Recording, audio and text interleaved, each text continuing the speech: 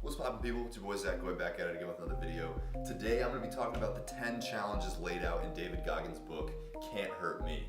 Now I'm making this video mostly because I have fallen in love with that book. I have fallen in love with David Goggins and his mindset, and I just decided that since I couldn't find any information on the internet, I was going to make a video myself talking about the challenges and laying them out for you guys to make it really easy so you can kind of tackle your life and really create some progress. I mean, this guy has some great ideas and I think you're really going to enjoy what he has to talk about. So some quick background on David Goggins in the book. David is a dude from Buffalo, New York. He grew up in a household where his father was extremely abusive to his mother and his brother. The dude was essentially building companies like a skating rink of some kind, and you know, David and his brother and his mom would have to work for their father upwards of, you know, hours and hours every single day, even often going until 3 o'clock in the morning and then having to go to school the next day. I mean, little infractions like riding his bike off of the sidewalk would essentially result in his father beating the living crap out of him. His father would get drunk and do this, beat his mother, but ultimately he was considered a very well-mannered guy by the community, so there was not very much retribution. Eventually his mother escaped with his brother and him to, I forget where, but essentially to his mother's parents' house. Now they lived in a different state, but it was out in the country, so growing up as a teen, David experienced a ton of racism, a ton of rejection, and so ultimately his childhood was an extremely traumatic experience, far more traumatic than probably most of us will ever experience. I'm not trying to diminish anybody else's experience, but the ultimate point here is to exemplify the situation that David came from. Now, he moves on to join the military, he joins the Air Force, and kind of, I guess, just becomes a private of some kind doing sort of very baseline military work. Over time, his life kind of spirals back down again. He gains a ton of weight, ends up in a very much a dead-end job, and realizes that he wants to be more. So after having served in the military for a long time, he understands that the Navy SEALs are a sect of the military that is extremely exemplified and put on a pedestal as people that are very high achievers, and he decides that he wants to do this. He's able to lose almost 200 pounds in something like 6 weeks. It's an incredible feat. He makes it into BUDS, which is, I forget what the acronym stands for, something underwater detonation school. But as people know, BUDS is one of the hardest training programs in military history of any military ever. So he makes it into BUDS. He fails the first time, he goes back again, fails again, and then on his third go around, he makes it through, he becomes a Navy SEAL. Now, throughout his life, he's constantly facing criticism of people that think that he's going too hard, that he works too hard, and ultimately he uses all of these things that have happened to him and all of the criticism that people throw at him as fuel to become what many people would now consider to be the hardest man in the world. So people consider David Goggins to be probably the most battle-tested, most tough motherfucker ever to face the planet Earth. So, without further ado, let's get into these challenges, because that's really why I made this video in the first place. I would recommend that everybody go read the book. I'm going to drop a link in the description that is a link to the Audible book, which is what I personally absorbed. I recommend this because it's an interview as well as the book. So a narrator, who's not David Goggins but does a really good job, basically reads the book, and then every once in a while, probably every hour or so, they do a interview. And so the narrator is talking to Goggins and having him kind of extrapolate on the points that are in this book. And so overall, it's just jam-packed with excellent content. Personally, I think this book has changed my life. It's pushed me to levels that I hadn't even considered before and really challenged me to be like, you know what? I show a lot of weakness in many areas, and weakness is not simply, oh, I have to be harder, I have to be tougher. I mean, just in like the physical sense, and I have to like act all macho around people. No, I mean, it's really about challenging yourself in many different ways. I mean, emotionally, in your relationships, physically, I mean, in your career. It's just about taking the next step and putting in just enough more effort than you thought you could ever do before to push yourself further and become the best version of yourself. So, now we can get into the challenges. Challenge number 1. You're going to write down every single thing that you feel burdened by. So get out a journal, get out a pen, and write down everything that you feel holds you back. Maybe your father used to beat the crap out of you. Maybe you got dumped by somebody that you really loved and now your heart feels broken. Maybe you're fat. Write it down. You're fat. You need to get real with yourself and put this stuff down on paper, because ultimately this is what you're going to use as fuel to progress. Even things like, I have not had to work that hard. Things like, life has always been easy for you. That is a struggle. That is something that is holding you back, because you are not able to push yourself to the next level, because you felt that sense of stability and comfort for all of your life, so you don't know what it means to struggle. Challenge number 2. This is called the accountability mirror. So essentially what you're going to do is you're going to find a mirror that you can use for your own personal attributes, for your own personal challenges. You're going to essentially write things down on the mirror or put sticky notes up on the mirror. Things that you know that you need to work on. Things that you want to think about every single day. Maybe, like we talked about earlier, you're fat. You want to write that down. Write down, I need to run more. I need to exercise more. I need to consider the way that I'm eating. Everything that you feel like you need to work on in your life, you need to put on your accountability mirror. So every time that you look at yourself in the mirror, maybe you're washing your face, maybe you're brushing your teeth, ultimately you are going to be in front of that mirror at least twice a day. That is the time that you need to be real with yourself and say, hey, am I working on my challenges? Am I doing everything that I can be doing to become the best version of myself? This is something that has been super, super powerful for me, because I don't know, I just find that as soon as I look myself in the eye, there's no running away, there's no lying to yourself, there's no being false with yourself, there's no saying, yeah, I did a pretty good job today, even if you know you didn't. This is time to look at yourself and say, even if I did a little bit but I didn't go all the way, why did I not go all the way? This is time to be real with yourself. So find an accountability mirror and stay dedicated to it. Put sticky notes on it, write things down, and really hold yourself accountable. Challenge number 3. Write down everything that you don't do, that you know you need or want to do. So for me personally, the things that I've written down so far are running, writing, and phone calls, okay?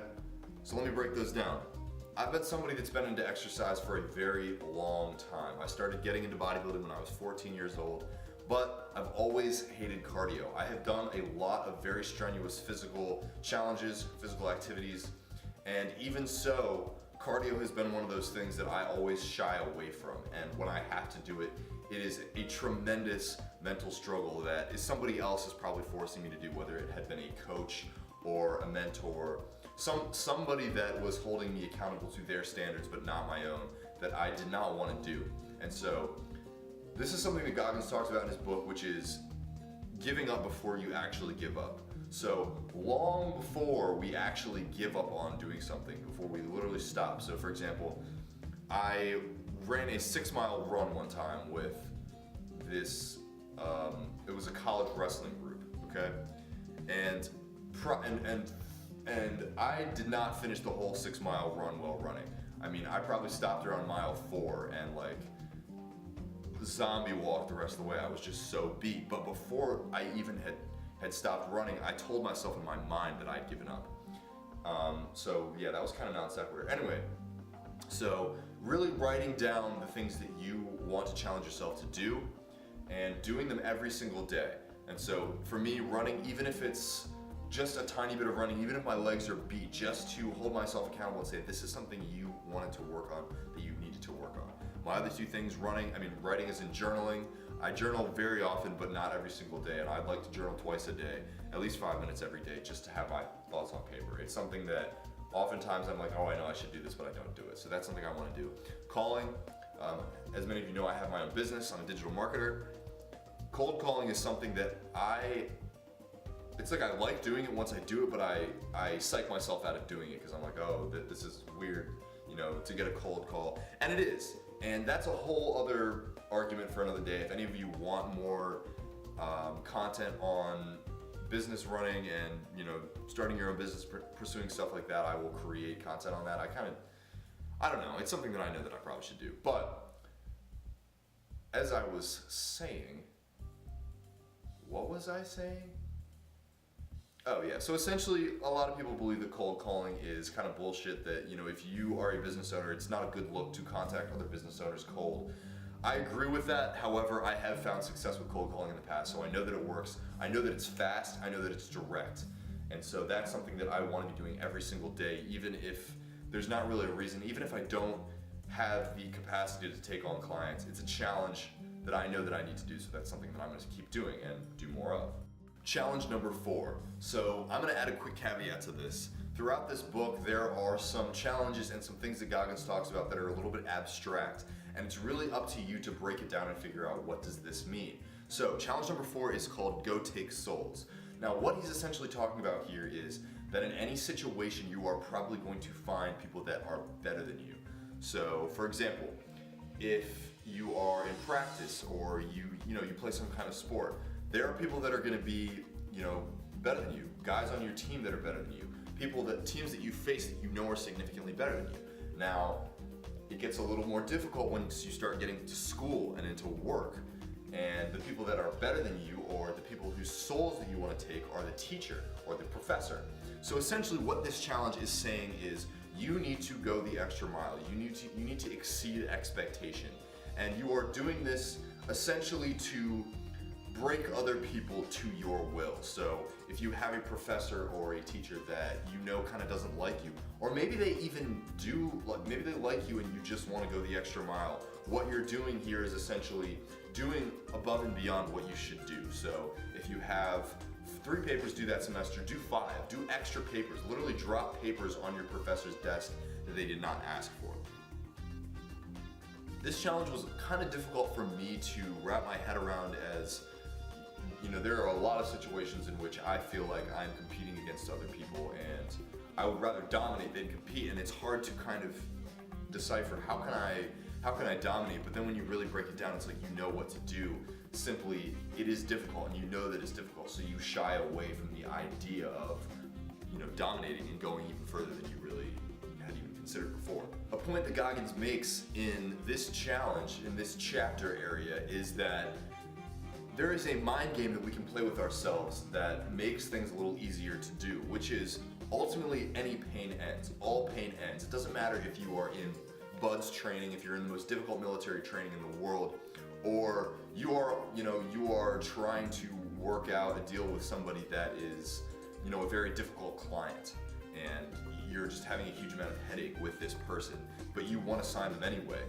The point here is that all pain ends. The mind game that you need to tell yourself is that no matter how difficult things get, it will end eventually, and that's something to remember, and that is fuel that you can use to go further.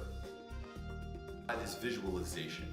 So a lot of people that watch my channel, I know you guys are into spiritual stuff. I personally am a very spiritual person. Law of attraction, the overall universal consciousness, and bending it to your will and getting into a state of flow so things happen for you naturally. That's something I'm big into, and I know a lot of you are big into as well. In this chapter, Goggins is talking about visualization, and as many of us know, visualization is an extremely powerful tool for accomplishing the things that you want to accomplish. However, I personally, before I had read this book, visualization for me was something that I would sit down and do every once in a while, and I think I've talked in my videos before about wanting to get better at visualization, and so I would sit down and be like, thinking about myself on the beach in like a really nice house, like, yeah, the businesses that I want to have are successful, the relationships that I want to have are successful, all that stuff. But it's like way out there, right? It's like way out in the distance, and it's like I'm thinking about it way out there that I can eventually magnetically attract into my life. And yeah, I believe that is a thing and that it's possible, and not even possible that the more you visualize and the more you really feel yourself in that position, it's gonna happen, and it will attract it into your life. Obviously, there are caveats to that, and like, doubt and fear and stuff will kind of clash with that. So in this challenge, what Goggins is saying is you need to visualize everything. So say, for example, tomorrow you're about to take a test. You're gonna go to school, you're in 11th grade, I don't know what your lives are like, but you're gonna go take a test and you have doubts and you have fears about that test. Well, what you're gonna do is you're gonna visualize the challenge itself. You're gonna visualize what's happening tomorrow. You're gonna wake up in the morning and visualize the challenges that you have to face today, and visualize yourself succeeding and what it feels like and what it would look like to tackle those challenges and get over them and progress. So not just the big picture, but literally every single challenge that you're gonna face, you're gonna visualize yourself succeeding. And so yes, that is challenge number 5. Challenge number 6, build up your cookie jar. So what the cookie jar is a concept or it can be a physical thing as well. It's essentially a cache of accomplishments that you've had in the past. So you're gonna compile a list of your victories, things that you can look at and say, yes, I have accomplished things in the past. I know that I am a winner, and I know that I can overcome challenges and become great. So the uses here are pretty much infinite. Any situation that you're in that you feel like you are being overcome, overwhelmed, you're on the verge of quitting, you can take something out of your cookie jar and say, look, I have accomplished things in the past. I've gone further in the past. I know that I'm a champion and that I can do this. Challenge number 7, the 40% rule. So a lot of you have probably heard of this rule before even reading the book or hearing about David Goggins, but I think he is credited as the inventor of the 40% rule.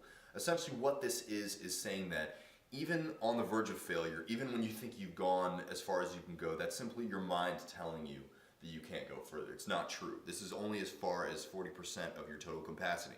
So essentially you have another 60% left in the tank that you can access if you know how to break down those barriers.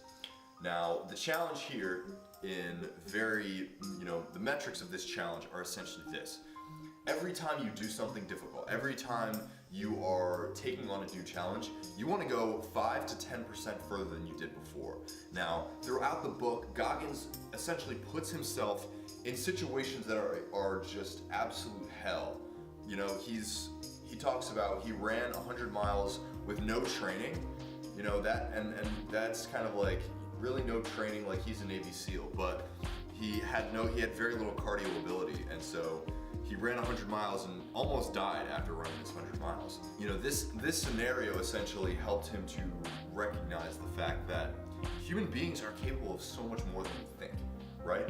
And so he is suggesting that you don't want to go all out like he did. You don't want to almost kill yourself in situations that you want to challenge yourself. However, you can work up to this by going 5 to 10% harder every single time. So for me, for example, when I've been running the last couple of weeks after having read this book, and every run I do try to go just a little bit further than I did before. I'm not, mathematically working out, is this 5% more? I'm simply going to the point where I'm like, damn, I want to quit, and then running for like 2 more minutes. Something really simple like that. If you're into meditation, if meditation is something that you want to start incorporating into your life, maybe you find it really difficult to sit there and, meditate for longer than 5 minutes. Well, tomorrow, do 6 minutes. The day after that, do 8 minutes. The day after that, do 12 minutes. Work up to the point where you want to be. I think a lot of the time in life, people want shortcuts to find the ultimate win that, it's just going to happen like this. And the reality is that doesn't exist. The people that are high achievers, the LeBron James, the Barack Obamas, the people that are on the top of the world, they didn't get there overnight. They worked their asses off day after day after day, going a little bit further each time until ultimately they succeeded and they became the best of the best. They were the people that had the dedication to really put the time in and say, long term, this is something that I want to accomplish no matter what. So, at the end of the day, this challenge is about pushing yourself just incrementally farther with everything that you want to become successful at and making sure you're doing that every single day. Challenge number 8. So, another addition to the 40% rule that I want to add is that Goggins talks about how in every activity that we're doing, we are probably only putting forth 40% effort, 40% attention, even in the moment. So this challenge is to schedule out everything in your life. Put it down on paper, put it down in your planner, and make sure you're allotting time for the things that you want to do. This is so you can put your ideas in front of you and, really understand how you want your life to look. And long term, you can look at this piece of paper and decide, the person that I want to become, the life that I want to live, is this what their life would look like? Would they be doing these things? Would they be waking up at 8 p.m. and then watching TV from 7 p.m. to 9 p.m. every single night? Is that what a billionaire would be doing? Is that what a professional athlete would be doing? Now, the other aspect, just like I mentioned earlier in the challenge, is that when you're scheduling things, it's a lot easier to focus intently on what you're doing. So multitasking has become a plague of our generation, a plague of our, normal existence. And people that are working like 40-hour work weeks, David Goggins is talking about how that's mediocrity. 40-hour work week is 40%. If you are only working 40 hours on something that you want to be successful at and accomplish, you're never going to succeed. And obviously, the catch is that, some of us have got to work, some of us have, jobs that we have to do, at least right now, to sustain us while we are working on our passions. But the reality is that while we're doing the things that we're passionate about, while we are putting in these hours, we are probably not all there. We are probably, also scrolling Instagram. This is something I'm extremely guilty of, as I'm sure most of us are. When I'm writing an email or when I'm, doing some kind of work, every once in a while I'm picking my phone up and just like putzing around on some kind of social media. And that is not 100%. That is not direct focus. And especially for things like law of attraction, when you are 100% in the moment, when you are in that state of flow, in that state of focus on what you want to be accomplishing, your results are going to 10x. Your results are going to increase, and ultimately you're going to succeed faster. Challenge number 9, be in constant pursuit of greatness. So a lot of the time as we start to succeed, we're going to find ourselves plateauing, and we're going to be plateauing in areas where we are essentially becoming the big fish in the small pond. And we are the best, and therefore we look at ourselves as the best, and we're gonna kind of pat ourselves on the back and be comfortable where we are for a little while. What David Goggins is saying in this challenge is never let that happen. Always be in constant pursuit of greatness. Always strive to hit the next level. You need to be putting challenges in front of yourself, because those challenges are helping you to grow, to become stronger, and to constantly be growing. Again, he talks about LeBron James. That's his example, and I personally love LeBron James. I think he's a great athlete, a great philanthropist, overall great human being. And he stays on the top of his game because he's constantly challenging himself. He's constantly working, whether or not he's on the court, or he's in the gym, or he's in the in a spa just kind of relaxing his muscles. He's always trying to become the next level athlete. So I'm going to share with you a quote that I think is super powerful, and this is directly from the book. It's easy to stand out among everyday people and be a big fish in a small pond. It's much more difficult when you're a wolf surrounded by wolves. Towards the complacency you feel gathering around you, and continue to put obstacles in front of yourself, because that's where you will find the friction that will help you grow stronger. Before you know it, you will stand alone. Challenge number 10, map out your failures. So in the military, they call this an after-action report. What David Goggins is saying in this chapter is that after every failure, after everything that you strove for but you failed to achieve, you need to create an after-action report. So it's essential to write down what happened and why you believe you failed. Now, important aspect of this is you need to write down where you believe you succeeded as well, because even in the greatest failures, there's going to be a lot of things that you did right, and it's important to write those things down and say long term, I want to exemplify these points, I want to push these points even further. You're going to write down your failures as well, talk about why you believe you failed, and long term, how you believe you could really do better in the future. One of the reasons I tremendously recommend the audiobook version of this is the narrator does such a good job not only of narrating the book, but putting a lot of good points forward. He talks about something that is kind of a simple failure in his life, but affected him for the long term, and that was a Little League baseball game. He talks about how during the season he was one of the best players, probably the best player on his team. However, his coach didn't like him, and for some reason that got to his head. And so when they entered the finals, they got to the finals of their tournament or whatever. There was a play that caused he himself to lose the game for his whole team.